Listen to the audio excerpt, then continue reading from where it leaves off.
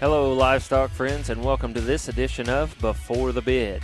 This is a podcast dedicated to the livestock sales industry where we go behind the scenes of the operation and speak straight to the sellers. We discuss topics about the important aspects of their operation, location, the people behind the prep work, and talk about some of the animals that will be offered to you, the prospective buyers. Hopefully, you've got your sale catalog close by. You might have to go look through that pile on your desk. But if not, then you're probably like me and driving down the road or busy with chores around the farm. And that's okay too. Wherever you are and whatever you're doing, I hope you enjoy this segment of Before the Bid. I'm your host, Andy Howell. Welcome, livestock friends, to this Before the Bid podcast. And on this one, we're going to go talk some cattle, and we are going out to Torrington, Wyoming. And you might think that that's out in the middle of nowhere, but our guest, he's going to kind of explain that, he's pretty close to a couple things. I have a guy on the phone that is a Butler Community College graduate. He went to Butler and judged, and then he went on to Oklahoma State, and he was on the livestock judging team there. He is a third-generation livestock producer and cattleman, and so I am excited to meet this guy and talk to him. And he is from the M. Lazy Heart Ranch, again out there in Wyoming. And we're going to talk with P.D. Miller.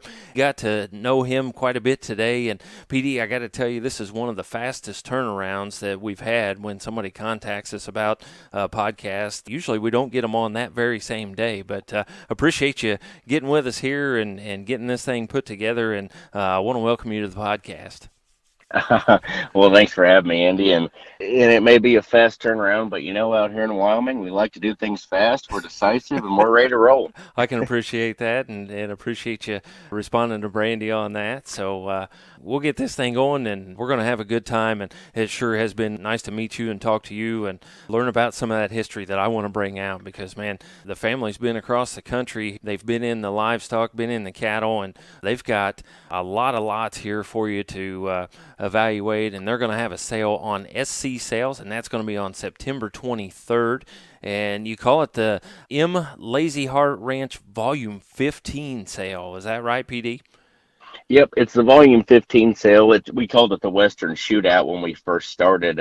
15 years ago, this sale started as kind of a pasture bid-off, and we did it back in May. We did that sale for 8 or 9 years and then decided that, to probably better service our clientele, we'd move it back to September where everyone had a better idea what these cattle were going to look like and what they were going to do in the end. So we bumped it back, but we've been having this early sale for 15 years now, and I guess my family and I are awfully proud of the fact that there are cattlemen in this industry that stay around for that long, especially selling show steers. Right. Yes, and you have gotten to grow up with that and come through that, a young man at 24 years old. And so you guys learned a lot going on through the years on these sales and putting these things together.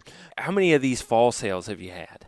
Oh, so typically most years we have 4 fall sales. We'll have a sale in September, October, November, and December. This year we're going to kind of combine and kind of condense. We had the 4 sale system there for 5 or 6 years and then the 10 prior to that. But these fall sales, we did a lot of them, and this year we just decided to put all the cattle together. That way people weren't picking and choosing to when they bid and when they wanted to buy. We wanted to condense it and put all the cattle in one, and we bumped back our September sale a couple of weeks just to go ahead and bump up the October cattle with them and the November cattle as well. That way we could put 53 head together and folks could see them side by side. Right, and 53 head, that's going to make for a long night there on SC, I would think. So they like to get those things late into the evening, and with 53 head, why, that's going to make it interesting. Absolutely. The only thing would be better if we were on Eastern time so everyone else in the country could have a second to think about them. There you go. Yeah, you guys are 2 hours behind Eastern time, so that's going to get into late in the evening here out east. So, but we plan to be on watching it go down, so, and excited about it. PD, if you would, why don't you kind of start us from the beginning, and what's the history of M. Lazy Heart Ranch, and how did you guys get started and get going, and what's the history behind that?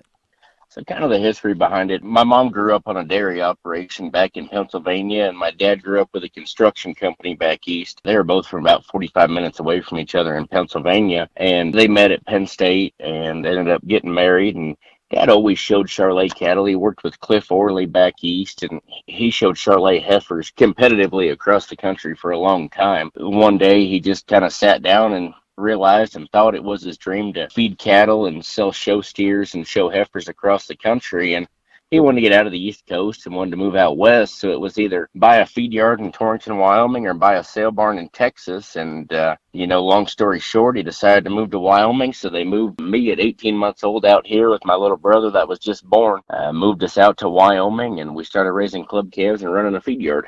Yeah, they didn't have anything else to do with two young boys at that age, did they? Absolutely. And they moved out here, and kind of the story behind the name and the brand, we're M. Lazy Heart Ranch, because we're still in brand country out here. Mm-hmm. Whenever cattle move from county to county or state to state, we have to have a brand paper on them. And every single one of our cattle that is raised on this operation gets a hot brand on their left rib of the M. Lazy Heart. Okay. And you guys, you bought a feed yard, and you're not just feeding a couple hundred cattle. No, right now we're about a 6,500 head one-time capacity feed yard, and primarily we feed customer cattle. Folks will pay us to feed their cattle and market them for them, but we feed a few of our own there through the yard. At one time, we can fit 6,500 mature type cattle, and when we get balling calves in the fall, I think Dad will push the limits and fill pens. We can probably have 8,500 once we get it all sorted out. Oh, wow. And you say some of your cattle go in there as well that maybe you don't sell for show cattle? Yeah, absolutely. Stuff from our own herd that we don't necessarily sell as show cattle, or, replacement heifers we don't keep. They all go to the feed yard. So we try to make practicality our first priority. That way that even if they don't make show cattle, they're ones that can perform and do well in the feed yard. Mm-hmm. And I guess that kind of brings us to a little bit of your breeding philosophy and how things go around there. You guys have quite a few cows running around there. And do you have two segments to your breeding? And I know you kind of alluded to that just a second ago, but is there two segments to your breeding where you have some that are geared more towards the feedlot and some that are geared more towards the show cattle? Yeah, absolutely. We've got a couple different stages of cattle we raise. We raise springborns and fallborns both. And of those 420 that are split between springborns and fallborns, everything either gets an embryo put in them or they're AI cattle. But we'll run bulls behind them to where if a recip doesn't take, they're still marketable cattle through the feed yard. They're ones that are going to have some body shape. They're going to be practical and functional and have some muscularity. So at the end of the day, a guy can still market them to one of the four major packers across the country. Mm-hmm. And with over 400 cows, about what percent of that is your embryo work? I'd like to pick it up, but right now we'll put in 100 to 150 embryos a year. So we're probably just over a quarter of these cows getting embryos put in them. Okay. And you guys actually working with Transova, is that correct? Yes, sir. Okay. And what do you guys do with Transova? So right now we're a satellite facility for Transova where folks will call in and book to get their cows flushed or IVF, and they'll bring them to our satellite facility here, and we'll help them by providing the facilities to where they can flush their cattle here and then flush our own as well. I think this year so far we had 7 or 8 different flush dates here at our house and our facility, and I think across the board, we probably flushed cows through the chute 200 or 250 times. Oh, wow. So not only are you running that big of a feed yard, you've also got the flush facility, plus you've also got all these cattle that you're trying to get ready to market and sell and make these show cattle out of these things, and that doesn't just happen by itself. How many guys you got running around there helping, and who might those guys be? So right now I'm actually by myself on the cow side of things. It's just me running the ranch and kind of the ranch operation. My dad and mom do a big deal. They're running the feed store in our feed yard as well. We've got a feed store to where we can market show feeds and make custom blends for customers once they buy cattle from here, and then help them feed their livestock through their endpoint. My mom and my dad have a very big part still in the feed yard and the feed store, and my little brother just graduated from college last year, so he's back home. We've got all of our family back here besides my little sister who's still in college. And then on top of that, we've got 6 or 7 more employees as well that'll help out, whether it's coming over and helping me Craig check cows or AI cows, or whether it's riding pens or feeding cattle at the feed yard. Okay, but all of this, and you guys are all a family operation with a couple guys that come in and help. Yeah, at the end of the day, that's what my parents' vision was, and that's what mine is too, is that this is a family operation. And that's what we really push ourselves to be, because at the end of the day, nothing matters more than family, and our family is going to be the ones to run this operation because we're the ones that built it from the ground up. Man, I think that's awesome. Let's give a little shout out some of those guys that are local. Tell us a little more about that feed mill that you guys have. Yeah, the feed mill, it's kind of an up and coming deal. We actually haven't broke ground on it yet. We've had a feed store. We're ADM suppliers and makes kind of our own custom blend. We've done that for about 2 years now, and then Dad and Mom got together and thought the next best thing was to build a feed mill out here. So we'll actually have the only licensed feed mill in the state of Wyoming when we break ground on it. They're going to try to break ground next month, and it'll hopefully be finished by next May, to where we can mix any custom mineral or feed that a guy wants. We can make cake cubes, and basically we can mix any feed that anyone desires. I think from a customer service aspect, it'll be a very neat deal. The University of Wyoming and Colorado State have both already started to partner in, Oh, wow. just so we can mix pellets and rations that have medications in them for research at the universities. You're basically going to be able to go statewide all that you want with that, right? Yes, absolutely. And the feed mill will be big enough. I mean, we can supply from Torrington, Wyoming to the West Coast and clear over into Omaha, probably. Okay. Well, where is Torrington, Wyoming? So Torrington, contrary to popular belief, it's not in the middle of nowhere. we're Well, I was we're wondering. actually I was kind of wondering if we were going to have good cell phone service, but the way the way it sounds, you're right in the middle of a lot of things there. I promise there's a McDonald's only 5 minutes from my house, and there's a Walmart 30 minutes away. There you go. There you go. We're over on the far east side of the state, actually. We're only 7 miles from the Nebraska border and 80 from Colorado. Denver's always the closest show we go to, and Denver's 2.5 hours away from us. And there's a bunch of shows over there in Grand Island. I mean, Grand Island's only 4.5 hours away as well. Okay. Well, that's really neat right there, kind of in the middle of everything, and you can get there pretty quick. That's pretty neat. Yes, absolutely. Yeah, folks. Some folks stammer at the fact that when you say Wyoming, well, they think it takes forever to get there, but we're not too far off the beaten path. Right. Great opportunity for people to come look at cattle. Absolutely. I think we may be the farthest west some people go, but you got to start somewhere. Right. And you guys have a lot of cattle to look at. You've got 53 coming up here in this SC sale, and then you say you've got quite a few left to come in later for the later sale. Yeah, absolutely. We've got these first 53 that we're going to sell with SC. They're on the 23rd, and they're kind of our bigger, more mature cattle. Like I always say, we don't sell the best cattle early. We just sell the ones that are most ready to go. And this is the big woofy mature set. They're going to make those early state fairs, early county fairs. And there's even a handful of mix of them in there that'll be Kansas City sized. We've still got about 180 on the side of the cow. And primarily those are replacement heifers, later type show heifers, and some holdover steers. Okay. And so you're going to wait to wean those off here till after the sale, and sale gets over to get those cattle out of there and bring the rest in and start a new set. Yeah, I've been plenty busy trying to get this sale ready. So we'll get this sale over with and wait till about the first week of October, and we'll wean those off the side of the cow and start selling again. Right. Well, you guys have obviously done a good job of selling and gotten them into some really good hands, because you guys have got quite a few success stories here. If you will go to the M Lazy Heart Ranch, you guys have a Facebook page that you guys have some of these on, and that's what I'm actually looking at. So if you would, PD, why don't you tell us a few of those success stories that you guys have had? It's been a really, really good run here for the past couple of years. Since I've been home and since my family has started this business, we've had a lot of success over the years, from multiple state fair and national champions to even success stories at the county fair level. I think in Wyoming this year, there were 23 different counties, and we exhibited at 17 of those. And of the 17 county fairs we had cattle exhibited at, we ended up winning or being reserved at 8 of those. Oh, my gosh.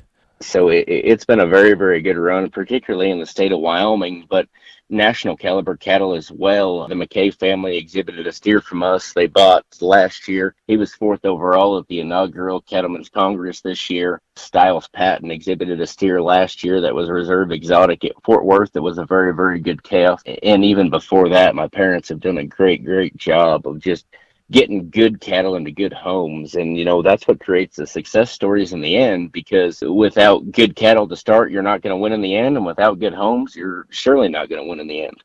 Right. And my guess is that you get to run around and do all you can to help those exhibitors and probably fit some of those cattle as well. Yeah, absolutely. And I think we have a very, very good set of cattle, not only this year, but years prior. We've got good cattle. We raise good stock. But at the end of the day, to provide the best customer service, someone has to go clip and work on these cattle and give families feed advice. You can go anywhere in the country and find a show steer. I want to provide a service to where you buy a very good calf, and then we help you all the way through the end. That way they're the most successful they can be. Right, and that's in turn going to get you out there a little bit more and get some more people to come buy some of those cattle because they see those success stories. Absolutely, and at the end of the day, it's just miles on the truck, ain't nothing to it.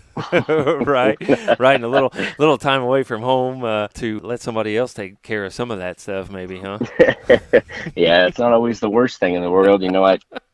I probably traveled 7,000 or 8,000 miles this summer just clipping county fair steers, let alone state fair steers. And from June 1st through August 15th, I think me and my boys ran around and we clipped 67 head of them, getting them ready to go to shows. Oh my gosh. So you got a little bit of clipping going on there, huh? Yeah, absolutely. Holy cow. And like I said, the service aspect is something that I'm really trying to bring back to this operation, because I truly believe someone can buy a show calf from anywhere, but to be the most successful, you have to provide a service as well. Right.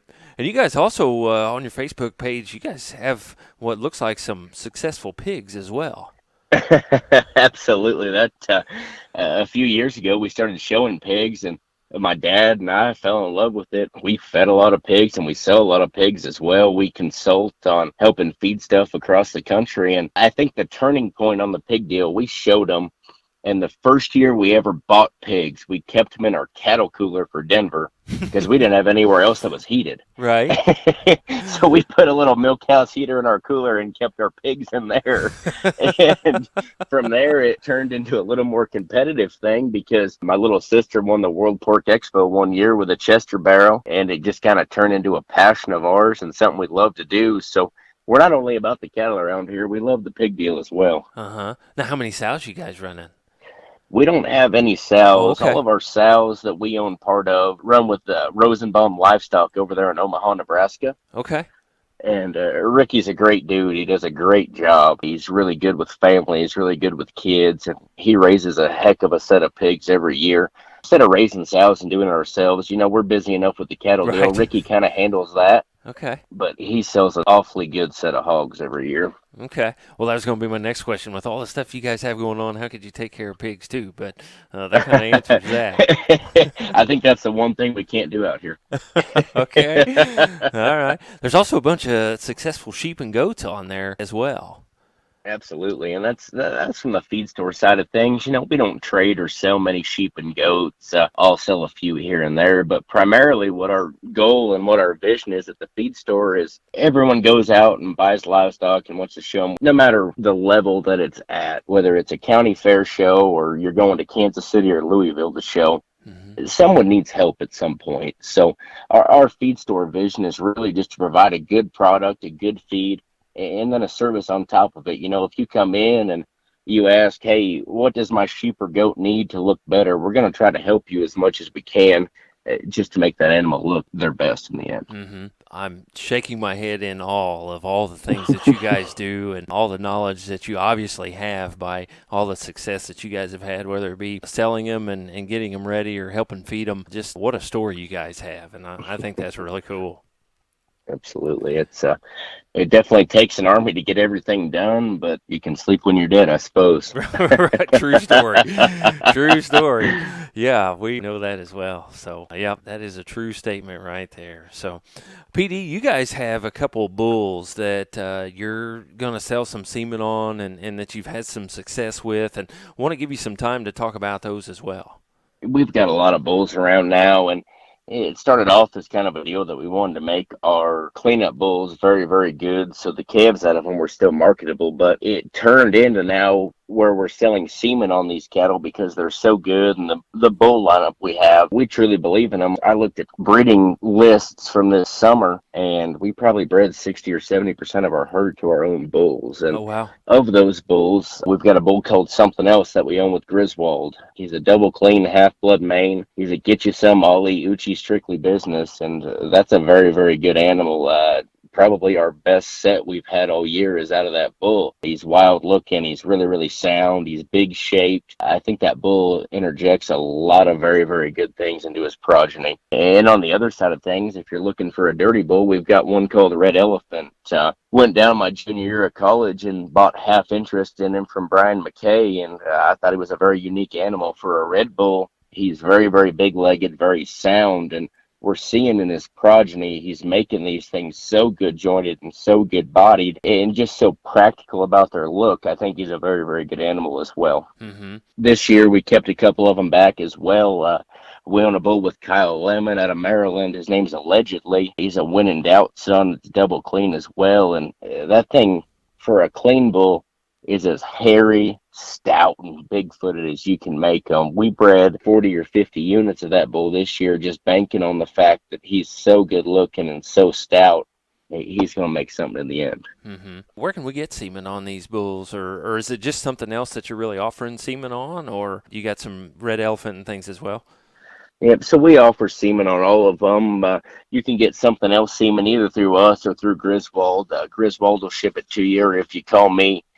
We get all our bulls collected at Western Sire Services in Gordon, Nebraska. They do a great job and keep a lot of our semen on hand. If you call me and order some semen, you send me a check for the bill for the semen and then pay to ship it at a Western Sire Services, and they'll ship it to your house that week. That's typically how I do the Red Elephant semen. Mm-hmm. And then he's also carried through Gene Source as well. Okay. And then Allegedly, we're just kind of starting to get kicked up on semen sales with him being a yearling bull, but you can get that semen through me or through Kyle Lemon as well. Okay. Where can we see pictures or videos of these bulls? Honestly, the best place is probably our website. If you just go to mlazyheartranch.com, we've got a sire page where you can see what these things have raised in the past and see pictures of all of them. We're our Facebook page as well. You might have to dig a little bit through all the posts and success stories across the board, but There's a ton at of some them. point you're going to find a picture or a video of these bulls as well. Okay. Yeah, I'm scrolling down through here and find them there. There it is. Yeah, you got to go clear back to April 15th. You've got to go a ways back. Yeah, and there is a lot of success stories to get there. But boy, when you do, man, it's worth the scroll down and to look at those. And those guys are awesome. Got a nice little ad there for them, and so call those guys. Get you some semen on them. Absolutely. I think it's a great lineup of bulls. I think they're very versatile, and no matter what you're trying to do, we can find something to fit your operation. And you're trying to breed some cattle that, again, are very functional and can go out and make some high-quality females as well as some of these show steers. Am I correct with that? Yeah, absolutely. Coming back from school and coming back to the operation, Dad blessed me with a set of cows that are extremely stout. They're shapely, they're big haired, they're wild looking. A guy just has to breed a little bit of practicality into them, and like him and I talk all the time, functional cattle make the world go round. The easiest way to make a consumer unhappy is to sell them one that's not sound enough or they don't feed well enough. Mm-hmm. Because if you can't make it to the end with one of those two things, then there's no point in doing it. Right. And how many of those cattle do we see that happens to?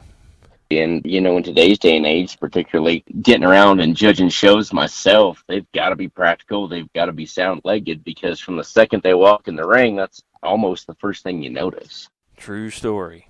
True story. Well, PD, anything else about the history or breeding philosophies or anything before we get into some of these cattle?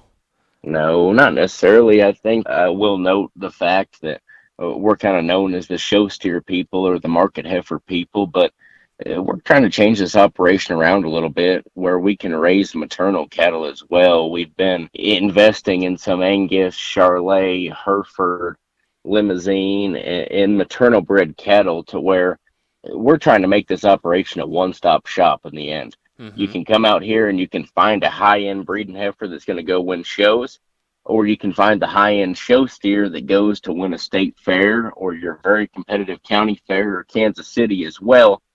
And if you want both, then great. You can come here to find both in the end. Mm-hmm. Well, that's great, and keeps you hopping, keeps you on top of things, and yeah, makes you a one-stop shop, and then you can take them home and feed them as well out of feed that you guys designed for them. Yeah, absolutely. And that makes it easy through the whole process. If we raise them, sell them, and can help feed them, I think it really limits the things that can go wrong when we know how cattle are going to feed and can help you along with it.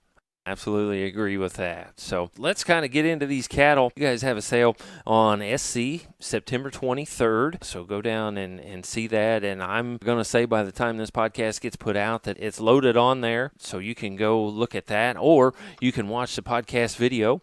Watch the podcast video on our Facebook or on our YouTube channel, and you can see these cattle as PD is going to talk about those. We'll flash those across the screen as he talks about them and let you know some of his thoughts on these cattle, maybe even more than what's on those footnotes. So, PD, you elected to start with some of these steers.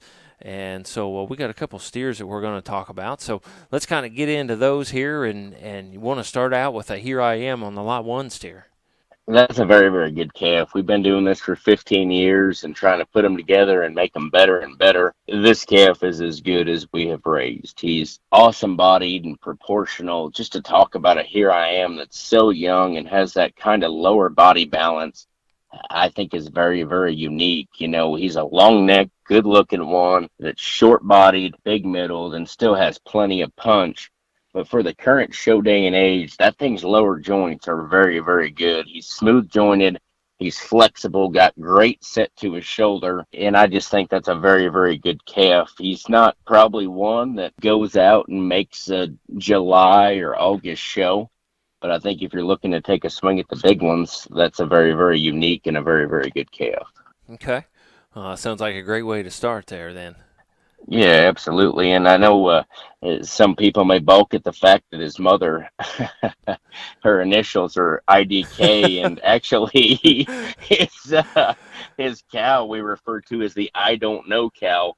We actually know what she is. We just ran a cleanup bull for a few years. I thought I was being wise and named one of our cleanup bulls I don't know. Well, I've come to find out that's a bigger pain than I thought.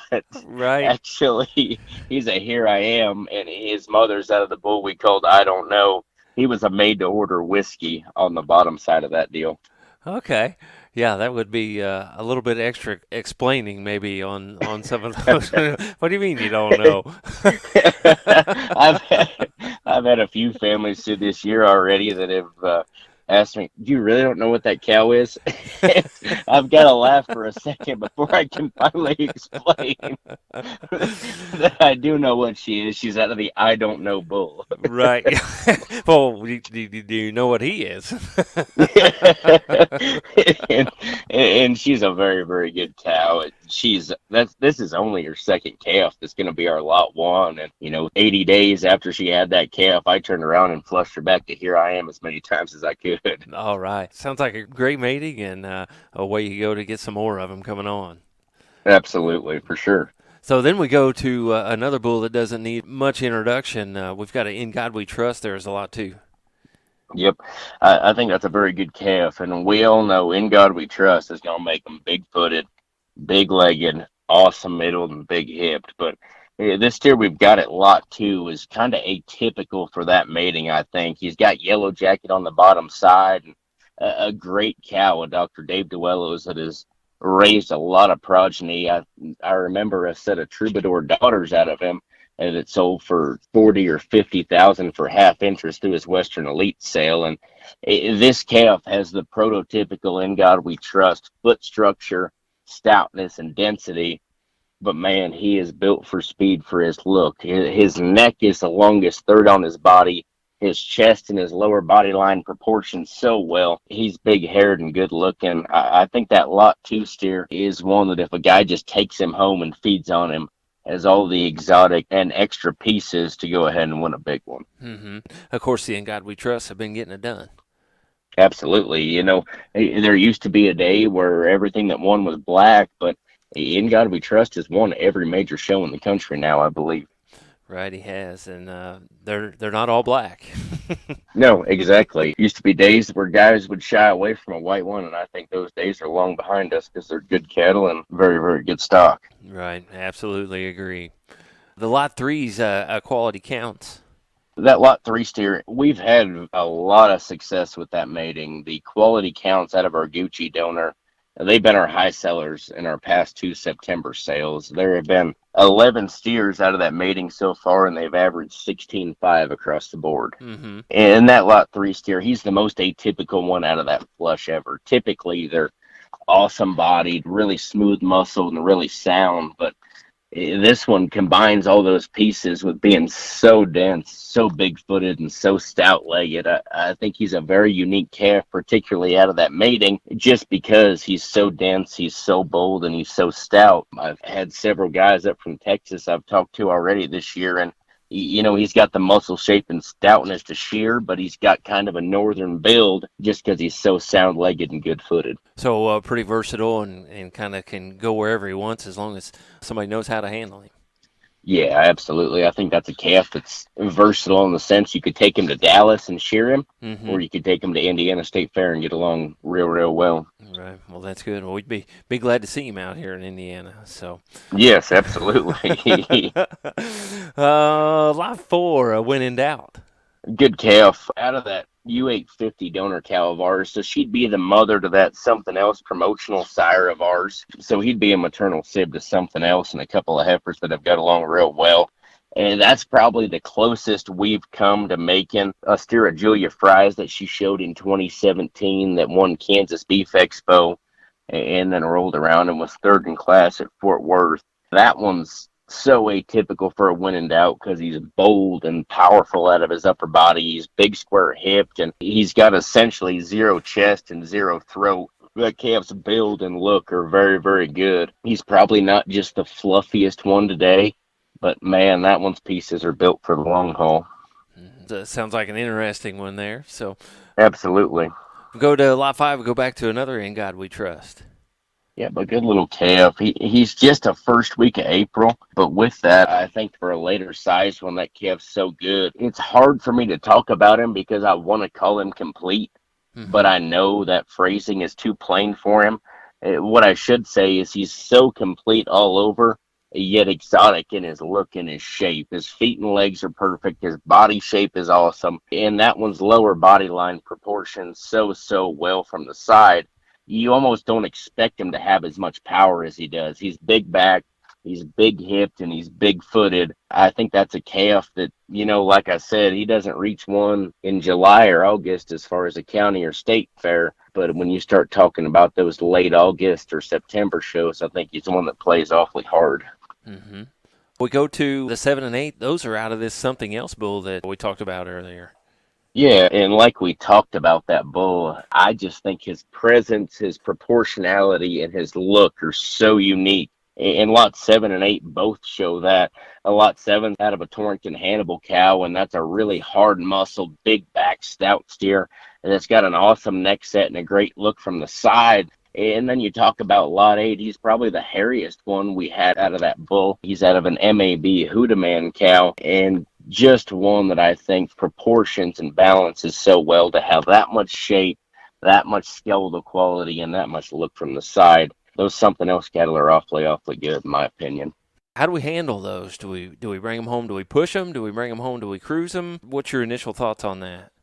I think if those cattle feed like something else is flush made, I think you take them home and you push them for at least the first 90 to 120 days, and you just push them for all they're got. They're good enough legged, they're good enough chested, or if a guy takes them home and pushes on them, you can really kind of see what they'll be. Between lot 7 and 8, 7's a little bigger and a little woofier, eight's probably just a little bit more moderate and a little later maturing. Mm-hmm. But without anyone having any of these cattle before, this is his first calf crop. Mm-hmm. I think a guy takes them home and pushes on them for a bit to see what size they can get to. They're gonna be good enough looking, good enough jointed where they can take a little bit of heat pushing them early. Mm-hmm. Okay. One of the good things about having good quality sound cattle, right? Yeah, absolutely. You can almost make those things any size you want them to be because they're good enough jointed to push, but they're short enough bodied where if a guy wants to hold on them, you can dang sure make them any size you want them to be. Right. We go back to In God We Trust. We got the Lot 9 steer. Yeah, and that's an interesting one. I love his color. That's an orange baldy calf that's going to stand out anywhere he goes. And on the bottom side of his pedigree, he reads to be a Hereford milkman. Mm-hmm. We ran an L18 son that we bought from a neighbor of ours a while back, and we found those are some of our best replacements. If you just put that shot of Hereford in between hot bread on the bottom side and hot bread on the top side, it keeps their body shape and their feet and legs so good. And I think that calf's certainly exemplary of that. His feet and legs are awesome. His body shape's great, and he's a big woofy one that's going to get there in late July or early August. That's a good calf that's good haired and proportions really, really well. You must like these something else's because we got another good one is the Lot 11. Absolutely. I think that calf is as out there as they come.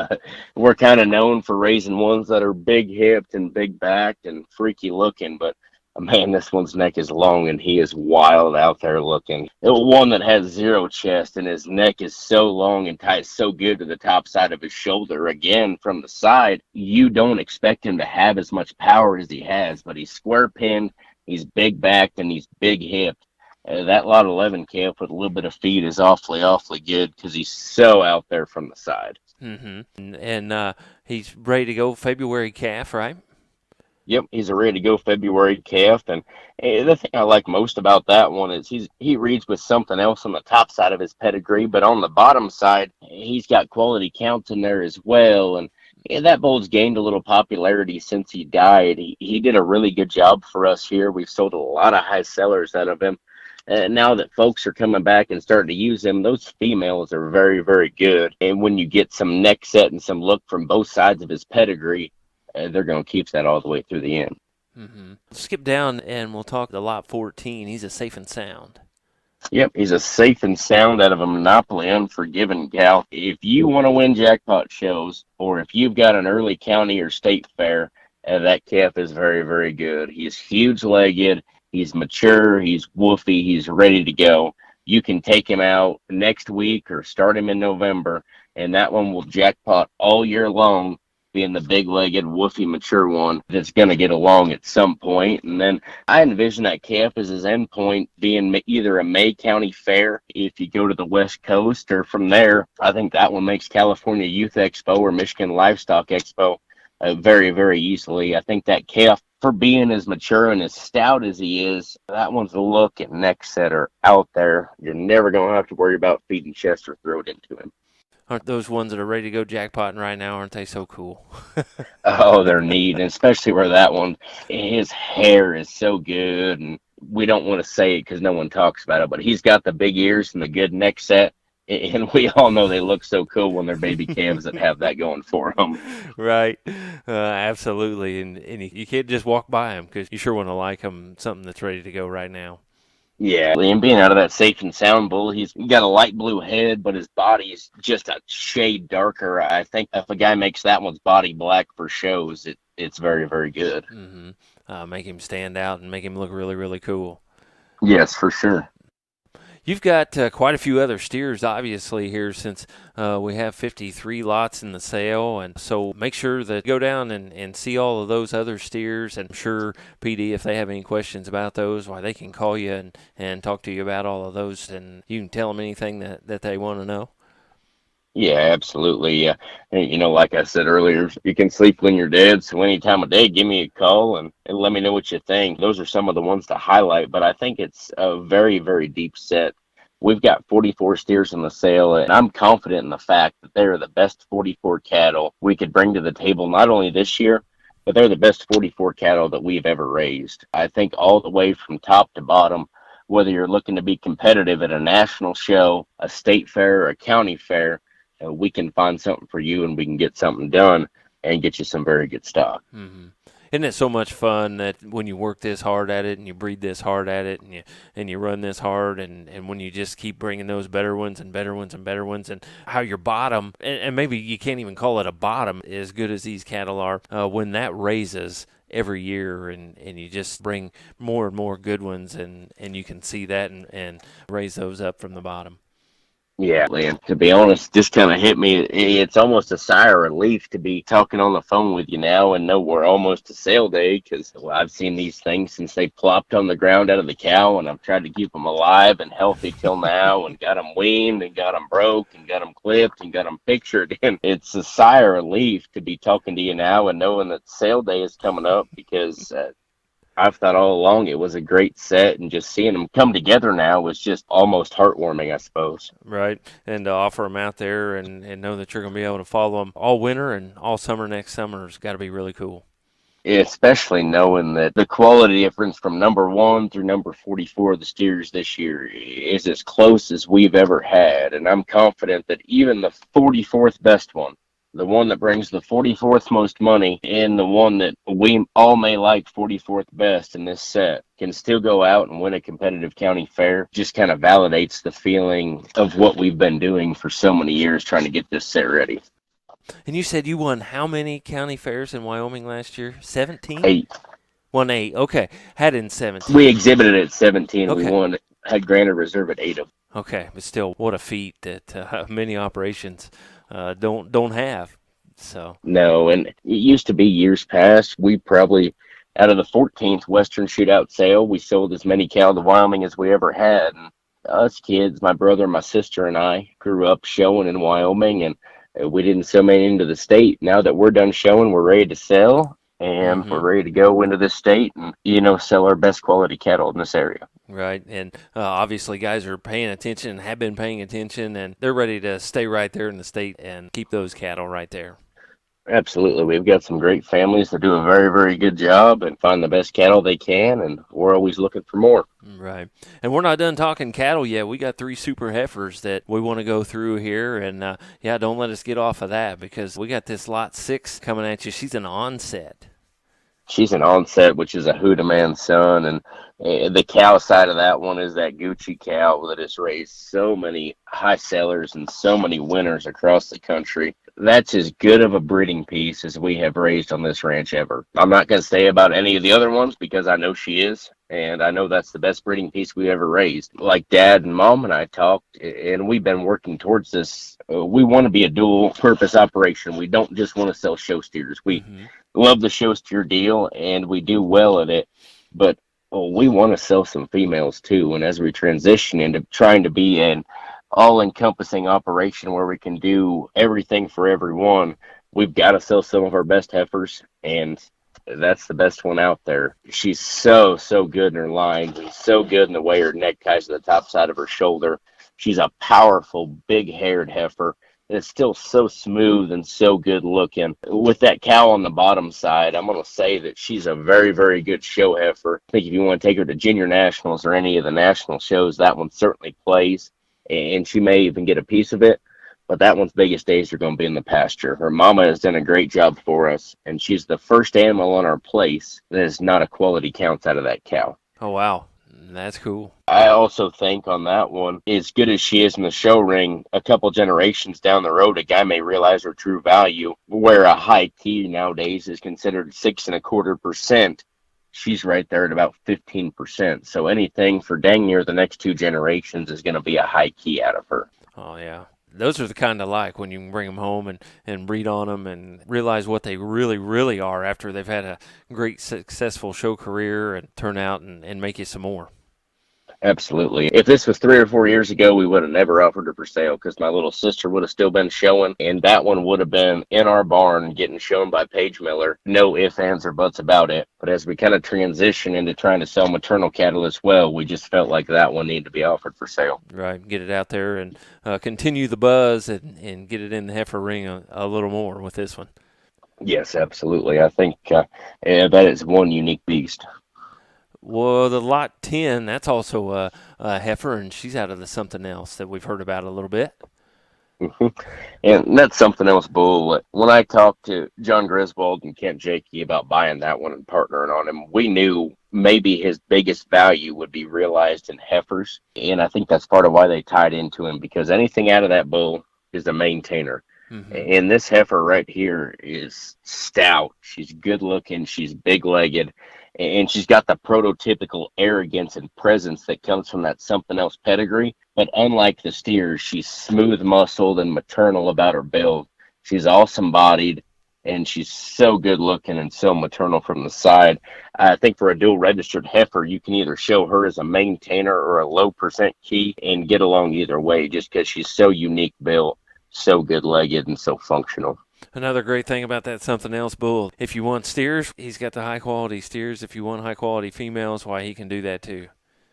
Absolutely. And if you've got the cow base, just breed them to him. And whether it comes out of steer or a heifer, you can have some confidence in the fact that it's going to be a sellable and a good animal in the end. Right. The lot 17 is going to end this heifer lineup, and that is April May We All. Yep, she's a unique bred animal. She's a May we all have an outsider turton. I don't know how many cattle in the country can say that they're a composite char and a maintainer as well, but that one certainly doesn't. She is one good-legged, good-bodied, smooth, and proportional looking heifer. That is as show broke and as ready as they come. You could come to my place tomorrow, throw on a halter, and take her to the show ring. She's ready to rock and ready to go whenever. She's awesome bodied. She's smooth. And I think the most unique thing about her is her spine. On the stand, she's strong spined for being that good bodied. But anytime we can make livestock, no matter what the species, that keep their spine level and their head up in motion, and there's little to no deviation in where their upper hip and their spine sets, I think that's unique. And she certainly does that for me. Oh, that's cool. And man, I'm so anxious to see these cattle when you get the pictures and the videos taken and put this podcast video together. Man, I am excited to see them. The way you talk about them and just kind of fires me up and excites me about that because you can see what you guys have done in the past, and you can see that success that you guys have had in the past. And man, that doesn't come from somebody just being on here and talking about cattle and how good they are. They've got to do that, and they've got to be that, and you've had to have sold those in the past that way. So man, I'm just excited to be able to see those and put that thing together. Absolutely, and I think it's the most unique set we've ever put together, adding these breeding heifers in there with the kind of high caliber steers that we're used to raising and used to putting together. I think even the heifer lineup down through the ranks there, we've also got a composite red Angus, which is kind of an off-breed type deal, and we don't typically raise them, but we lucked into one that was bred to Beartooth, and we have a composite red Angus heifer that's very, very good as well. Okay. Again, something else to look forward to. So you've got 4 heifers in this sale, is that right? We've got 4 that I would consider breeding heifers. Okay. We've got 9 heifers total. Okay. The other 5 to me are probably just a little punchier, a little stouter, and a little bigger haired. A guy could still get papers on them as a cow, but to me, they probably need to be shown as market heifers. Okay. All right. There's a lot of market for that. The market heifer deal is getting hot and getting really tough. Absolutely, and that's something we've always prided ourselves on with selling steers across the country to keep us kids from competing with customers. We always showed market heifers, and we pride ourselves on the market heifer show at Denver every year. That's one of our big goals to win, and one of our big shows we go to. We pride ourselves in making some of the best market heifers in the country. And I think these 5 are certainly exemplary of that. Mm-hmm. So going to be offered as well there on SC on September 23rd. So you guys have a few semen lots, a couple bulls that we've been hearing a little bit about, and you guys are also going to offer some semen on those. So these guys have their chance right here on this sale to get some of that semen.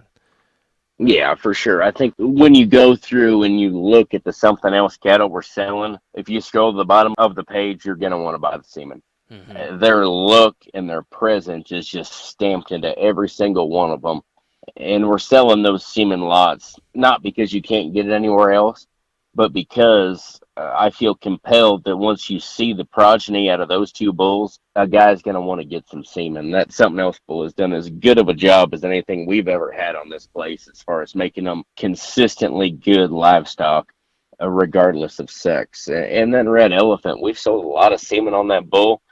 And just talking about making a red bull that's so big-footed and good skeleton, I think that one does a lot of good. He's square-hipped, he's neat from the side, and he's an MAB son that actually takes some shoulder out of him and can make him a little bit smoother.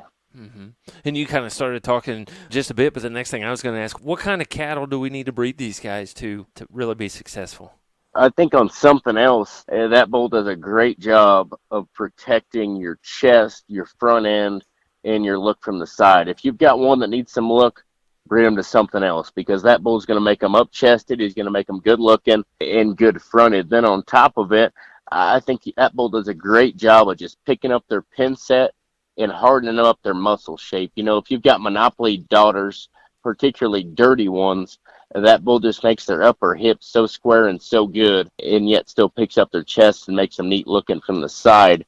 If you've got some hair and some body shape in those cows, that bull will do about the rest. And then on the flip side of things, if you've got clean cows that need just a nickel's bit of body shape, that need some foot stoutness and some density down low, and just a little bit of practicality, I think that red elephant bull does a great job at doing that. Mm-hmm. Oh, that's awesome. We've got one around here we're getting ready to flush and do a little off stuff with. So, yeah, I'm sure interested in taking a look at these, and maybe that's something I can get these girls around here fired up about.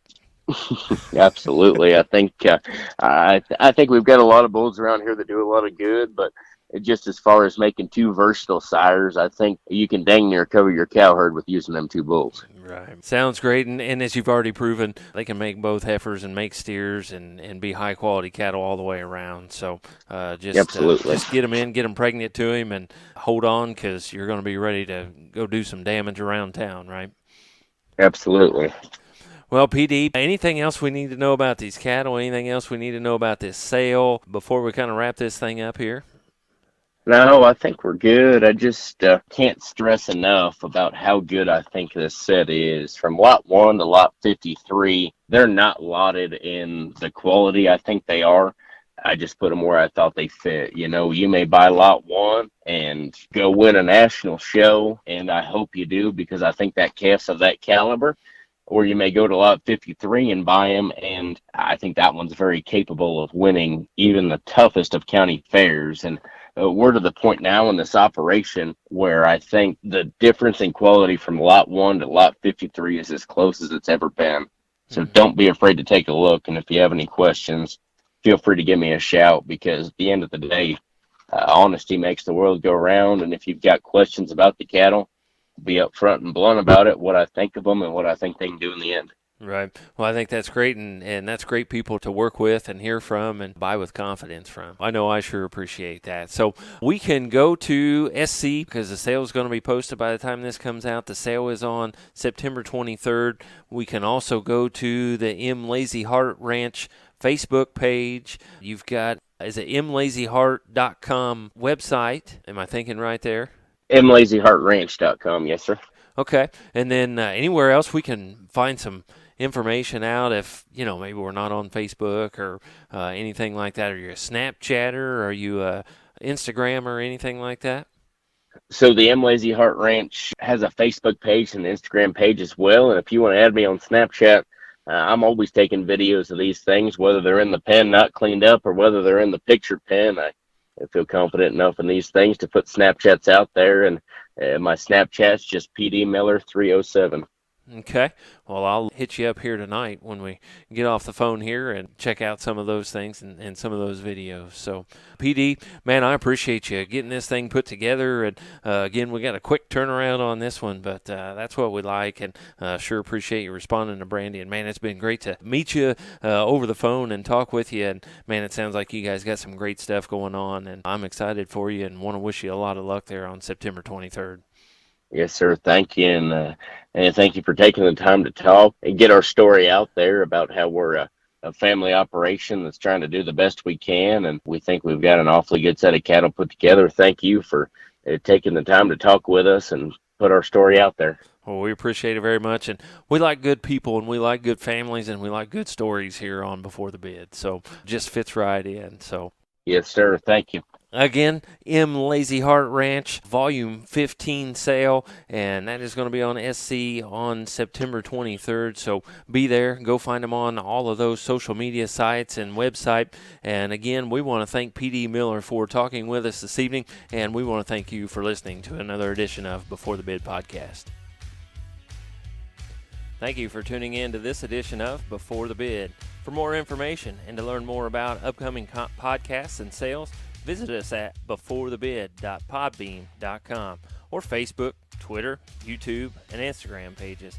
For information on being a guest on Before the Bid, please email us at beforethebid@gmail.com or one of our social media pages. Remember, that's beforethebid@gmail.com. Happy sales to you, and we will talk to you next time on Before the Bid.